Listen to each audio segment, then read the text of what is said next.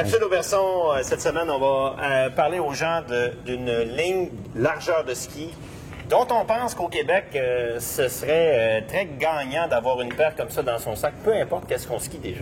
Exactement. En fait, le problème, c'est que la plupart des gens ont souvent une bonne paire de skis de piste, mais ont peur d'aller chercher quelque chose d'un petit peu plus large, où les gens ne savent pas vraiment vers quoi se tourner quand ils cherchent une paire de skis pour faire absolument de tout sur la montagne. Okay. Puis en fait, l'important, c'est vraiment d'expliquer aux gens que malgré qu'on trouve un ski qui est un petit peu plus large, avec une coupe un petit peu plus freeride qu'on va appeler, c'est des skis qui se tiennent quand même super bien sur la piste. On va retrouver des renforts aussi avec du titanium, du métal à l'intérieur du ski qui fait en sorte que ça va quand même très bien tenir sur le grommet. Mais autant que par exemple vous voulez faire des bosses du bord de piste, allez vous amuser un petit peu dans le bois, c'est un ski qui permet de faire absolument tout sur la montagne. Alors, je vais faire mon avocat du diable.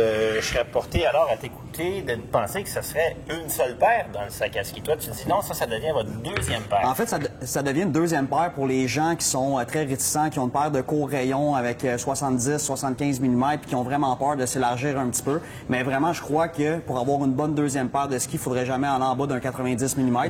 Mais la plupart des gens veulent plus se tourner vers un 80-85 parce qu'ils ont un petit peu plus peur. Mais c'est vraiment d'expliquer aux gens que parce qu'un 80-84, c'est un peu un ski de piste. Là.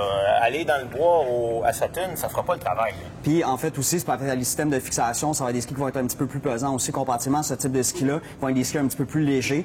Donc, ça amène un petit peu plus de facilité à skier dans des endroits qui sont plus compliqués ou, en fait, un petit peu moins belles. Je vais faire encore mon avocat du diable. Moi, je serais personnellement tenté d'aller vers le 100. Par exemple, là, on a un Kendo de Vocal. Moi, mon deuxième ski, ça se trouve à être un Mantra qui est à 100 au patin, pas 90. Mais tu me diras, à cause de mon niveau, ou c'est que les gens veulent pas aller à 100? En fait, je crois que les gens, à partir du début, ont vraiment peur déjà de se tourner vers un ski, en fait, d'un 90. Quand ils vont voir skier le 90, ils vont se rendre compte que c'est des skis qui sont faciles à tourner, beaucoup plus que ce qu'ils vont le croire. Ouais. Des skis avec, naturellement, il ne faudrait pas vraiment parler au niveau du rayon, mais avec des spatules qui sont un petit peu plus molles. Donc, plus qu'on va écraser au niveau du ski, plus que le ski va vouloir tourner aussi, avec des constructions qui sont laminées aussi. Constructions laminées qui amènent un petit peu plus de stabilité sur la glace, sur du grommet.